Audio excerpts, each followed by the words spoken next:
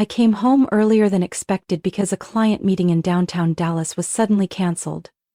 On the way back, I stopped to buy a bouquet of white dahlias, the kind my husband Ryan once called pretty but ordinary. I didn't bother arguing anymore. Everyone has their own sense of beauty. At the time, I still believed our differences only came down to flower preferences. The door opened and the first thing I heard was laughter. Not the innocent laughter of children or friends gathering, the kind of laughter that only belongs between two people in love. In a bedroom. I stopped in the hardwood hallway. My heart pounded as if my body already knew what was waiting upstairs.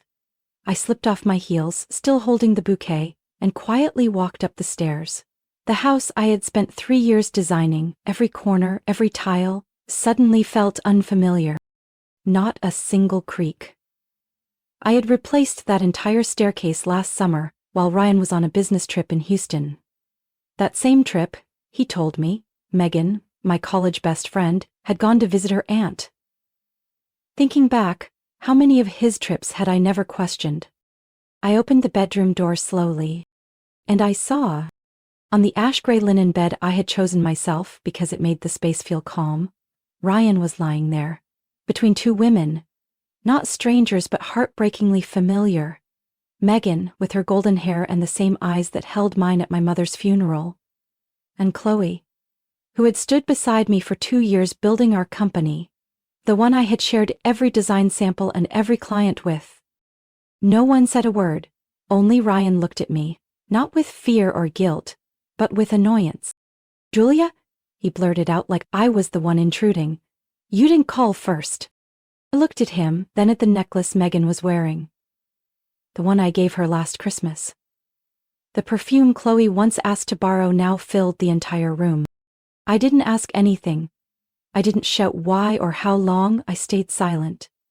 And somehow, that terrified the three of them more than any screaming could. I don't know what to say. Chloe spoke first, avoiding my eyes.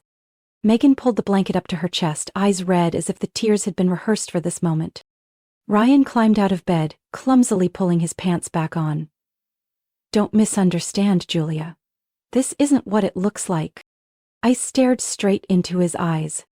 "You think I'm misunderstanding 3 naked people on my bed?" Silence filled the room. It felt like watching a low-budget play, only the props, the setting, and the 3 lead actors all belonged to me. "Julia, please, just let us explain." Megan's voice trembled. I cut her off, calm as ever. If I hear one more excuse, I might throw up. No one forced me out of that room. But I was the first to leave. I didn't run. I didn't collapse. I simply walked slowly down the stairs, still holding the bouquet I hadn't even placed in a vase. When I reached the kitchen, I poured a glass of water and looked out to the backyard, the one where I had planted every lavender bush by hand. Behind me were 3 people scrambling to get dressed. I didn't look back. Only one thought ran through my mind. I had given them everything. My heart, my time, my trust. And now, I would take it all back, one piece at a time. I sat quietly in the kitchen, not sure how long the water in my glass had gone cold. My eyes stayed on the garden. A breeze stirred the lavender pots along the fence, the only thing in that house that hadn't betrayed me. All the memories I'd once brushed aside came rushing back like a film being violently rewound. 4 months ago, Ryan asked me to sign a financial management authorization to help him organize investments. At the time, I had no reason to doubt him. He said it with the calm tone of a devoted husband. "It's just to track the real estate cash flow more easily. I don't want you stressed about the paperwork." I smiled and signed. Looking back now, I might have handed him the last key to control everything we owned. A week later, Chloe Manning, my best friend from high school, asked to submit a design proposal under my company's name for a potential client in Austin. She said she hadn't officially registered her business yet and needed credibility. I agreed without hesitation. We had shared late-night wine, back-to-back revisions. I never thought she'd work behind my back. Last month, Megan borrowed $60,000, saying she urgently needed to pay off her father's medical debt. I didn't ask questions. I wired the money that night, no contract, no receipt. She had once sobbed in my arms when her mother passed. I believed she'd never take advantage of me. Each request made sense, every excuse sounded reasonable, but I failed to see what hid behind the curtain. Last week, I received a call from a major client in New Orleans. I had designed their lakeside vacation home the year before. They asked bluntly, "Julia, are you still involved with the project, or are we moving forward with Jenna Design & Co. as confirmed?" Jenna? Thought they had the wrong name. But after a few follow-ups, I found out Chloe had been presenting herself as the creative director and had sent out my entire portfolio with my projects under the label Elite Interiors. A name we once joked about after a few glasses of wine. Now, it was real. Without me. I didn't confront anyone. I didn't create a scene. I started digging. Old emails, messages, calendars, all the little things I'd overlooked. And it all came together, sharp and clear. The investment agreement with Ryan, the one he called temporary, had a clause stating that if I didn't respond in writing within 60 days, full control would default to him. I hadn't responded. Because I hadn't read it carefully. The money transfer between Megan and me was actually forwarded to a joint account she shared with Ryan. I traced it through a strange email forwarded from my spam folder, where she had asked me to send the original file for the spa project in Santa Fe just to make edits easier. I never got the rights to that project back. And Chloe? She didn't just steal my designs, she also sent invitations to my most loyal clients from a personal email I once created for her, without access control. I still have the photo, where I was showing her how to present a mood board to meet international standards. I had created someone who turned herself into a distorted version of me. They didn't betray me in a single night. They had been planning this for months, maybe years. I just trusted them too much, trusted blindly. They thought I would scream, text in rage, cry to get back our friendship or marriage. They were wrong. I didn't need answers from them. What I needed was evidence. And I knew the three of them weren't smart enough to cover all their tracks. I left the house in Dallas the very next morning. No note, no message, no phone call. I just placed the keychain back on the stone countertop, the one where Ryan used to sit for hours refining investment plans while I cooked. The last time I stood in that kitchen, I could still see Megan's lipstick stain on a red wine glass and a long strand of blonde hair draped over the wooden chair only Chloe ever used. I left in silence, but inside my head everything was moving with the force of a storm. I drove north on Highway 75, past McKinney, then turned off into a small lakeside town called Cedar Point, where I had once designed a vacation cabin for a former client. The cabin was vacant while they were in Europe for 3 months, and I still had the spare key in my purse. No one knew where I was, and I had no intention of letting them know. That same afternoon, I contacted 2 people. Tommy Raines, a lawyer who had worked with my father back when he was a financial advisor, and Isabel Green, a private investigator well known in Texas business circles for being cold, precise, and discreet. I need to gather financial evidence and proof of misconduct involving 3 people, I said directly in my first call with Isabel.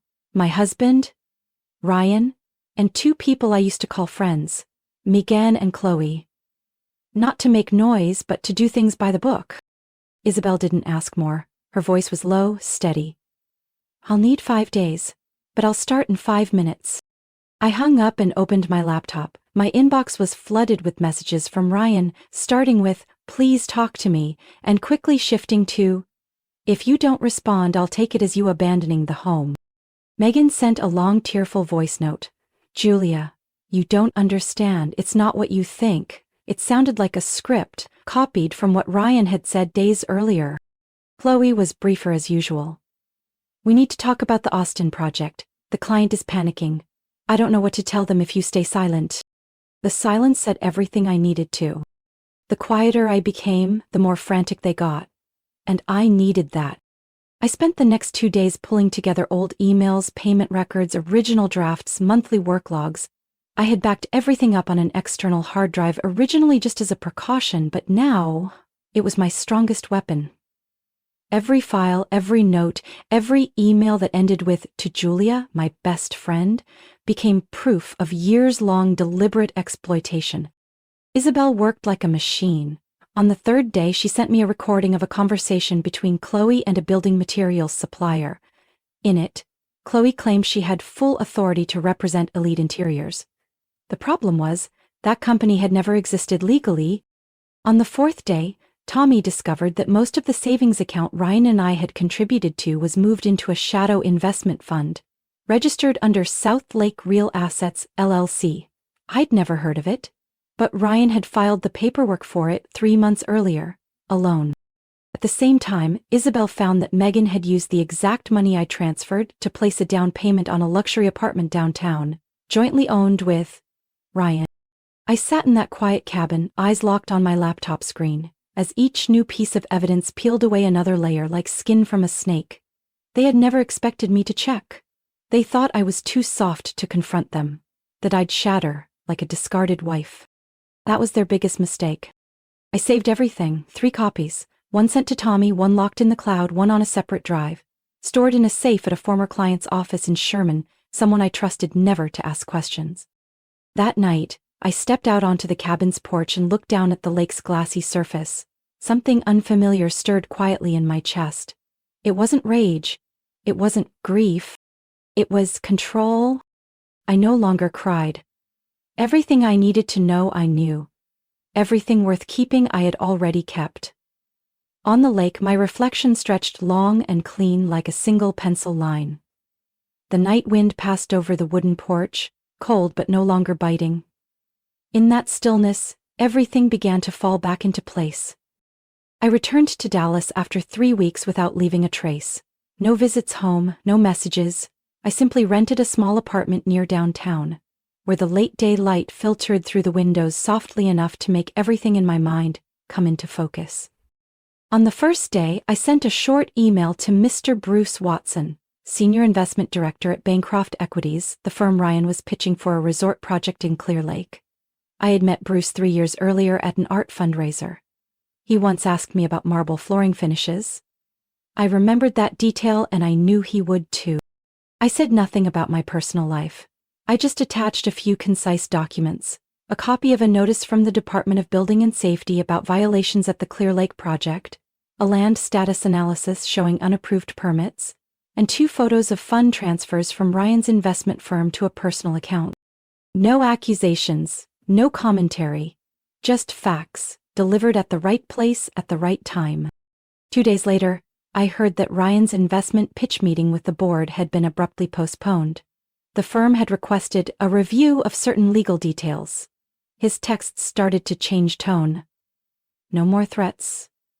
Just question marks. I didn't reply. The following week, I showed up at the front of Luna Skin and Body, a high-end spa in the Bishop Arts District, where Megan had just become a co-founder. I didn't speak to her. I went straight to the building manager, Mr. Thomas Baird. I had rented office space on the upper floor years ago, and I knew how meticulous he was with lease inspections. "Hello, Mr. Baird," I said as he looked up from his desk.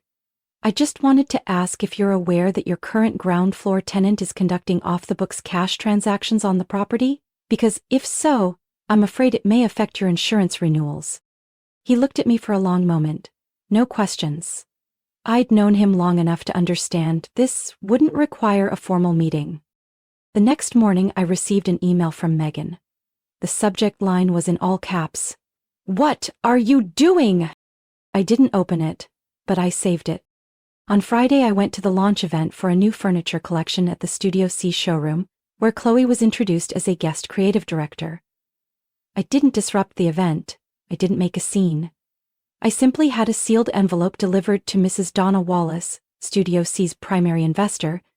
Inside was a printed copy of a design portfolio Chloe had presented with my forged signature, along with original project images I had archived from the year before. I knew Donna. She didn't appreciate being deceived, and she especially hated having her name tied to copyright violations. That afternoon, I received a call from Studio C, not to apologize, just to clarify creative boundaries. 3 strikes, from 3 angles, no threats, no confrontation. Justice didn't require me to weigh their intentions. I just needed them to hear the echo of what they had denied all along, the truth. That night, I sat in my home office, the desk lamp casting a warm glow over a map of financial connections Isabel and Tommy had helped me reconstruct. The lines began lighting up like a spider web. Megan listed on an offshore account. Chloe transferring unauthorized design rights.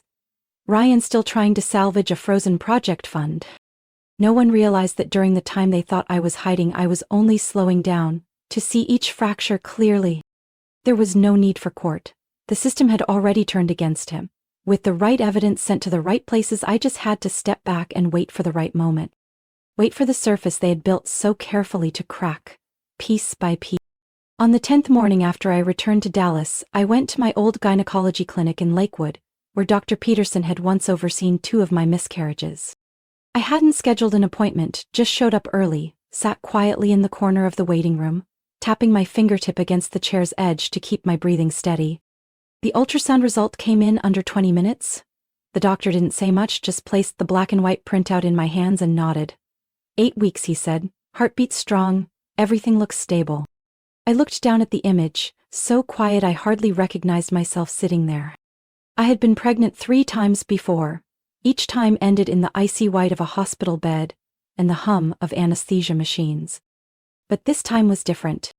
Not just because my body was stronger, but because my mind no longer depended on anyone else. Ryan didn't know about this appointment, and I had no intention of telling him. After the checkup, I didn't return to the rental apartment. I drove straight to Tommy's office, carrying the printed pregnancy results and a full file of personal assets I had quietly separated over the past 3 years. I want to formalize everything under my name, I said, and ensure that anything I earn from this point forward is completely shielded from marital claims. Tommy looked at me for a long moment. He didn't ask why, just nodded and started typing. I still remembered that October evening last year, when Ryan had convinced me to transfer full ownership of my design company under management authorization. At the time, he said, "It's just to make client negotiations smoother. I don't want you entangled in legal stuff if they mess up." I had believed him. Now I knew that very signature had enabled him to quietly manipulate everything I'd built. But from the moment Dr. Peterson folded the ultrasound folder closed, I no longer saw myself as someone defending ground. I was re-architecting my life, step by step, like every floor plan I'd ever drawn over the last decade. I brought in a financial advisor named Meredith Hall, a woman in her 50s who had helped many female entrepreneurs through complex divorces. She helped me establish a private trust, completely isolated from any accounts linked to Ryan. All earnings from my design firm, now rebranded, flowed directly into that trust. I also changed all my life insurance, estate plans, and medical authorizations. The sole beneficiary was the child who hadn't even had a chance to call me mom yet. No one else. Meanwhile, Ryan's messages took on a concerned tone, long paragraphs, apologies wrapped in veiled threats. Occasionally, blunt lines like, "You know you can't be a mom alone. You need me." I didn't respond. Megan emailed, "I heard you're back. If there's something to say, just say it. You're tearing down everything I've worked for, Julia." Chloe sent an old photo, the 3 of us at my birthday party 2 years ago. Below it she wrote, "We used to be family. Do you remember?" I looked at the picture, no anger, no heartbreak, just the realization that I used to belong there and now I didn't.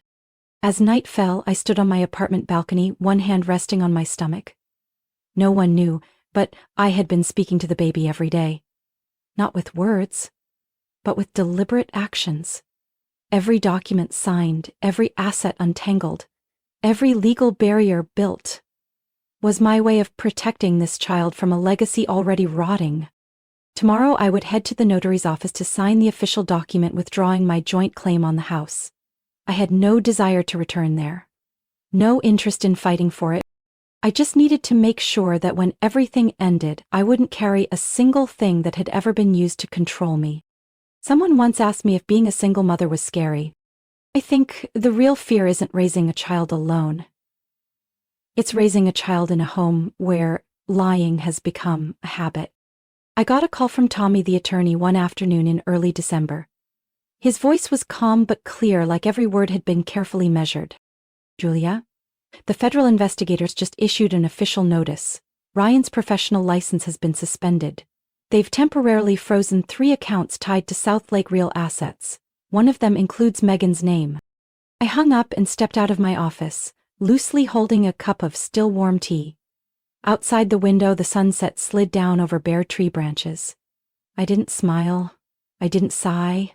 I just stood still, feeling like the cold wind outside had found its way into the deepest parts of me. 3 days later, the first article ran in the local paper.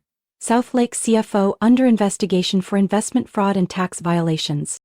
Ryan's name wasn't in bold, but anyone in Dallas finance circles knew who the piece was about. His calls to the law office were routed straight to the assistant. Megan's emails bounced back with address no longer in use. I didn't need to take them to court to prove anything. The very systems they had relied on were now turning against them. Megan closed her spa within a week of an unexpected tax audit. I heard she tried to sell off all the equipment, but no one wanted to buy. Everyone feared the mess. She left Dallas quietly, with a few suitcases and a bank account that had little left in it. Chloe, once my assistant, then my impersonator in presentations, was removed from the Texas Interior Design Association after 3 clients filed complaints for plagiarism and misrepresentation. In her final response letter to the board, she still wrote, "I didn't mean to. Julia once told me to use that style." I didn't respond. They had thought I would beg, plead, or at least try to reclaim my reputation. But whether or not I got anything back didn't matter anymore. What they broke couldn't be repaired, and what I reclaimed wasn't my public image. It was my right to choose what deserved a place in my life. Ryan tried one last time through his attorney to negotiate asset division, but when the evidence surfaced, unauthorized withdrawals, forged contracts, investments made in our marriage's name without my consent, he had only one option: withdraw. The divorce agreement was finalized after nearly 2 months of negotiation. Ryan gave up ownership of the Highland Park home, removed his name from the design company, and agreed never to seek financial support from me in the future. I didn't take anything more. I just wanted to end every thread that had tied me to those people. The old house went up for sale soon after. I didn't go back to retrieve a thing, except for a small photo frame from the old bedroom, the one of me and my mother on the day I opened my first office, before Ryan ever showed up in my life. As for Megan's boutique, Chloe's studio, and Ryan's investment firm, they were either dissolved or in the process of liquidation. That afternoon, I sat alone in my apartment, opened my laptop, and began designing a nursery for the baby growing inside me. A quiet space, warm light, wallpaper with tiny woodland prints, neutral colors. Nothing gendered, nothing imposed. I wasn't doing it for the past. I was doing it because I wanted this child to begin life with intention, not compromise. When the doorbell rang, I got up and opened it. It was Martha, the woman who ran the Lakeside Inn, who once brewed me my first cup of ginger tea after the biggest turning point of my life. She handed me a small tin of cookies. "Congratulations, dear." I nodded, accepted the tin, and invited her in. We sat in the kitchen. Not much was said, just a few ginger cookies shared quietly in a soft gray kitchen. Clean, peaceful, and completely free of anything left behind. A year later, I moved into a new home north of Richardson, not big, not luxurious, but every detail inside was chosen by me, from the flooring to how morning light streamed through the white curtains. The kitchen looked out onto a small herb garden where I planted mint, thyme, and a few white peonies, the kind Ryan once said were too expensive for something that dies in days. None of the 3 people from my past existed in my world anymore. Not because I banned them, but because I had closed the door so gently, so completely, that there was no space left for them to slip through. My design firm, now called Sage & Light Interiors, had opened a small satellite office in Austin. I worked less, more selectively, but every project spoke in my voice. No trends, no approval seeking. I'd hired 2 young designers, talented, kind. They didn't know what had happened before, and I never told them. To them, I wasn't a woman betrayed. I was just the boss who was detail-oriented, soft-spoken, and always arrived 5 minutes early to every meeting. My daughter Sienna had just turned 6 months old. She had chestnut eyes, soft curls, and the habit of chewing on her sleeve when sleepy. Some nights I woke up half dreaming just to check that she was still breathing gently. And in those moments, it felt as if I had never known a single winter in my life. Sienna's room was the only space in the house bursting with color. Forest-themed wallpaper, pale yellow pillows, and soft lighting that fell over a corner shelf filled with picture books. Every time I carried her past the mirror, I saw someone new looking back at me. I no longer searched for answers. I didn't need to know who was right or wrong. Some truths don't need to be acknowledged. They live in how we choose to let go and how we rebuild, brick by brick, with the trust we once lost. One early spring morning, I received an email from an old client, a single mother living in Denver, asking if I could redesign her 2-bedroom apartment after her divorce. She said she wanted everything to feel gentle but strong. I typed back one line, "I understand that feeling more than you know." When Sienna woke up, I greeted her with a smile. Holding her felt like holding the part of myself I had once lost, but this time I wouldn't let it slip away again. That afternoon, while making tea in the kitchen, I got a message from Martha. Just a photo of a daffodil pot she had planted last year, with a short caption, "It's blooming." I looked at the screen, then stepped out into the backyard. The white peonies were blooming too, earlier than usual this year. As Sienna slept in my arms, I gently brought her closer to the window, where the soft evening light touched the freshly painted walls. No other reflections stared back. Just the two of us, a new world, and a space I had built, piece by piece, with my own hands. Julia's story isn't just about surviving betrayal. It's proof of the power of calm, intellect, and self-respect when facing heartbreak. In real life, we can't control what others do with the trust we give, but we can choose how we respond, not with vengeance, but with growth and strength. Rebirth doesn't come from shouting, it comes from quiet, steady decisions. And sometimes, silence is the most powerful strike of all. What do you think about Julia's choices? If it were you, what would you have done differently? Share your thoughts below, and don't forget to follow the channel for more powerful stories about family, betrayal, and the journey of healing.